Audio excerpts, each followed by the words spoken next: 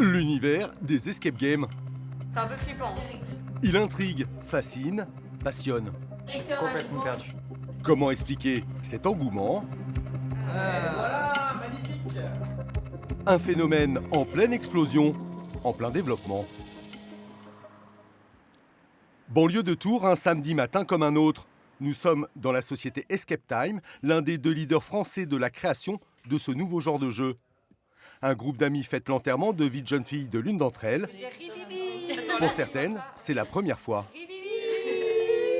Ici, 7 salles thématiques différentes sont proposées, mais le principe de base demeure le même. 60 minutes pour s'évader d'un espace clos en résolvant des énigmes. Les filles ont choisi l'épreuve du Timelab. Donc votre mission est très simple, vous devez trouver une solution avant que les zombies ou que le virus ne sorte du laboratoire et contamine le reste du monde. Prémisse de l'ambiance à venir. Le décor est planté. Non, mais on va y aller, on va y aller.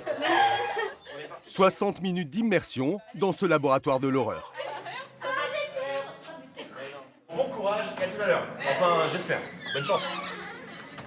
Dès lors, les 5 néo-laborantines doivent relever les défis qui se présentent. Attendez, ça se trouve, on va voir des Faut trucs. les mettre en infrarouge là. Chaque indice découvert participe à la progression de l'aventure. Ah, excellent. Oh purée, ça va être galère. Le jeu fait appel à l'observation, à la manipulation, mais aussi à la réflexion. C'est lequel tu connais? Procédure activée. Menace éliminée. Caché dans une pièce adjacente, le maître du jeu. C'est lui qui interagit grâce à des mécanismes lumineux, sonores ou visuels. Au fur et à mesure de l'aventure, je vais appuyer sur des boutons, comme juste là en fait, puisqu'on va avoir le droit au répulsif. Cachez-vous. Veuillez rester en dehors du champ visuel. Cachez-vous. Mais pas seulement, il peut aussi intervenir directement. Je vais surtout pouvoir quitter mon poste 30 secondes, le temps de leur faire peur. Cela contribue à maintenir l'attention auprès des joueuses.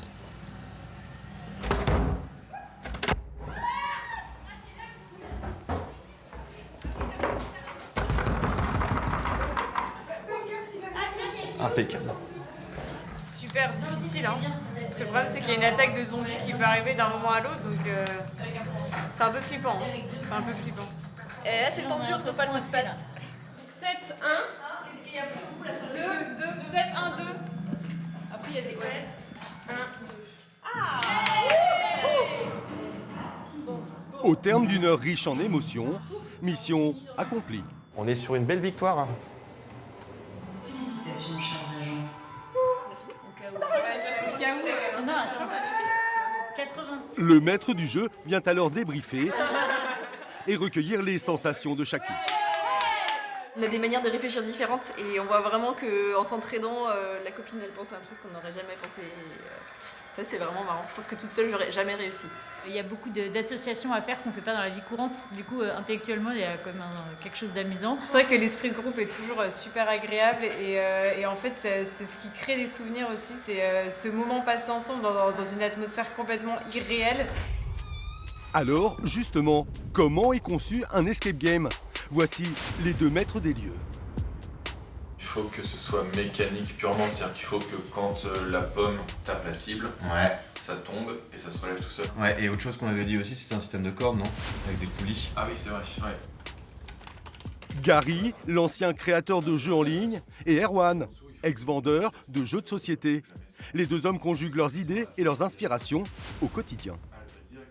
C'est brainstorming, en fait, on est vraiment à 2, on réfléchit, on a une petite idée, ça germe comme ça, il faut que ce soit solide et fiable pour que les joueurs manipulent ça et comprennent aussi le fonctionnement de manière intuitive. Le duo s'est lancé dans l'aventure en 2015. Aujourd'hui, la notion de renouvellement est essentielle pour garder le leadership dans un secteur très concurrentiel. C'est ça, alors la difficulté du métier, c'est de toujours se renouveler, puisqu'on ne peut plus faire les énigmes qu'on faisait il y a 5 ans, 6 ans. Voilà, les gens ont quand même fait beaucoup d'escape games aujourd'hui, ils sont demandeurs de nouveautés. Donc on essaye de proposer toujours de nouvelles choses. Alors les différents ressorts, ça va être effectivement soit de l'adresse physique, soit plutôt de la réflexion, soit de la coopération. Et on va essayer de mixer tout ça et de doser en fonction de ce qu'on veut apporter comme touche à l'énigme. Bon, c'est parti, je vous explique un petit peu comment ça marche dans la salle. Ce matin, Erwan reçoit Sam et Jeannot, 2 Game Masters strasbourgeois. Ils viennent acheter le concept Super Alpha World, un escape game dédié aux jeux vidéo des années 80, développé ici, en Touraine. Sur Strasbourg, hein, c'est un peu là le laboratoire où on va créer les premières versions de salles. Et ensuite, elles vont être donc reproduites. Pour le coup, Super Alpha World qui marche très bien ici a été reproduite déjà, c'est la 5e fois. Il va y avoir un Super Alpha World qui ouvre, donc la 5e sur Strasbourg. C'est les mêmes mécanismes, c'est les mêmes systèmes, les mêmes logiciels, ça c'est super. Escape Time possède le 2e réseau de France avec une 50aine de salles réparties dans 15 franchises.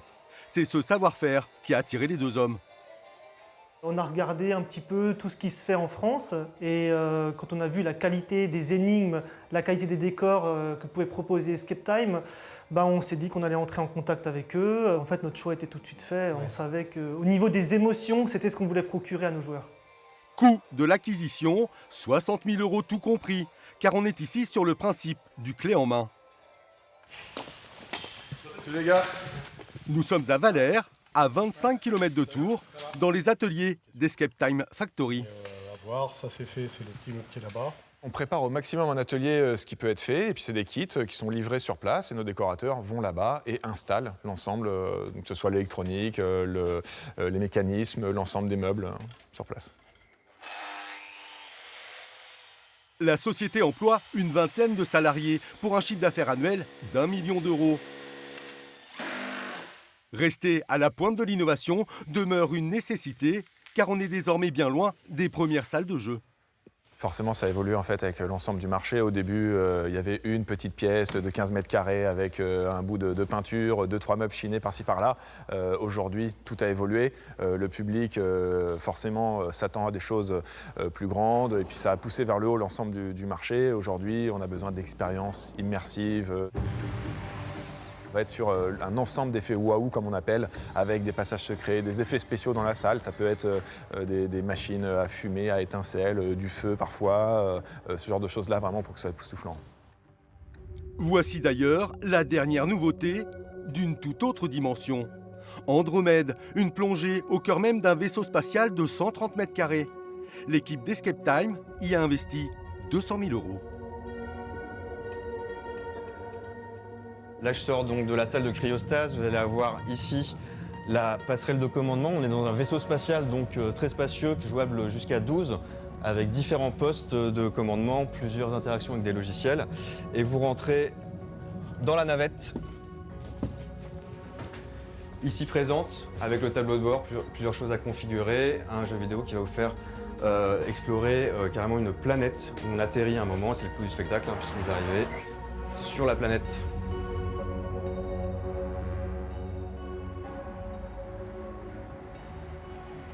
Changement d'univers, de décor, la forteresse royale de Chinon. Là aussi, la mode des escape games s'est imposée, mais sous une toute autre forme, les Monument Games. Alors c'est parti, allons dans les logis. Les logis, ça a l'air par là. Cette équipe doit découvrir le secret des âmes perdues des Templiers. Une énigme conçue par Escape Time. Le bois, le vin. Leur terrain de jeu, cet extraordinaire monument historique dans sa totalité. S'orienter dans le château aussi fait partie du défi, en plus des énigmes à résoudre. Ce qui fait que même les joueurs chevronnés qui ont l'habitude de faire des escape games dans des espaces clos, ils y trouvent leur compte finalement parce que voilà, il faut s'orienter, se bouger. Au milieu des touristes, les joueurs accèdent à des pièces et passages secrets dont eux seuls détiennent les clés. C'est un peu excitant et l'impression d'être privilégié en fait. Donc de jouer sans que les autres puissent voir où on joue. Moi j'ai travaillé là il y a des années. Ah oui, donc vous connaissez. Mais non, justement, ce passage-là, jamais emprunté. Je pense qu'ils ont dû le restaurer peut-être. Il peut y avoir une cascade. L'arme, le bouclier, le monstre. Les Templiers ou quand la grande histoire s'invite à table. Ouais, c'est ça. Il a ça dans le dos. Le Monument Game offre ici une double dimension, à la fois ludique et culturelle. Sa vocation familiale permet de répondre aux attentes du public. On sort du virtuel, des écrans où on est devant la télé, au cinéma, etc. On est posé assis et on n'a pas d'échange. Là, il y a un véritable échange qui est obligatoire entre les joueurs. Il faut qu'ils communiquent pour réussir à résoudre les énigmes de toute façon. Mais cette quête de sensations ne s'arrête pas là. Aujourd'hui, les escape games se déclinent partout, dans les vignes, les villes, les entreprises et même dans les EHPAD. C'est parti, je vous en prie, entrez dans le bureau de Jack Weber.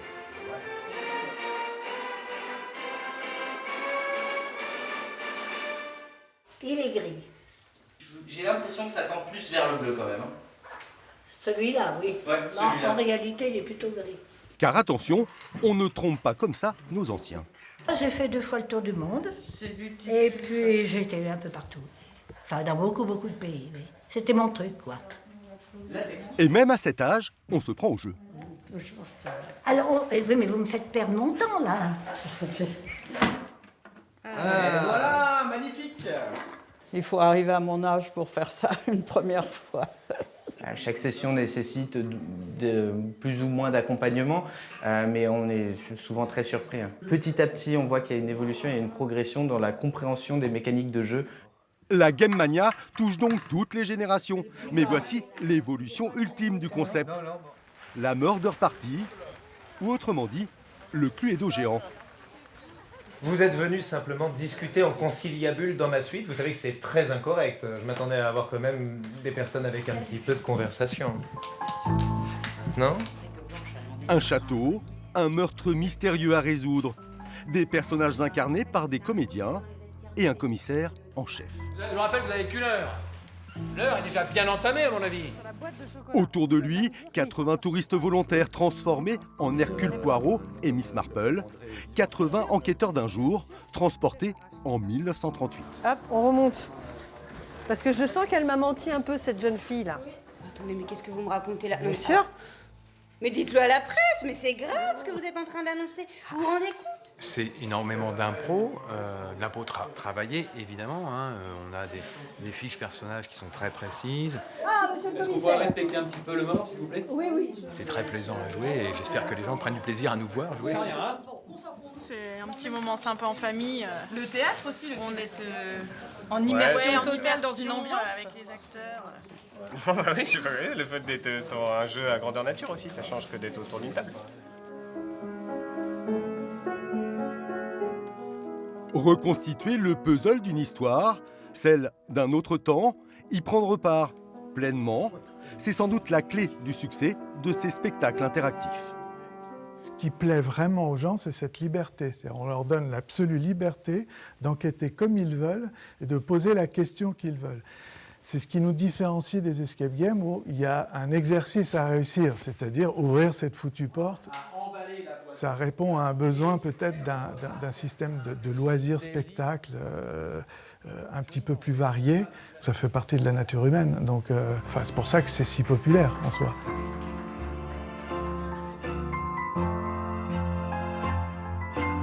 Au bout du compte, chacun de nous a toujours adoré se raconter des histoires.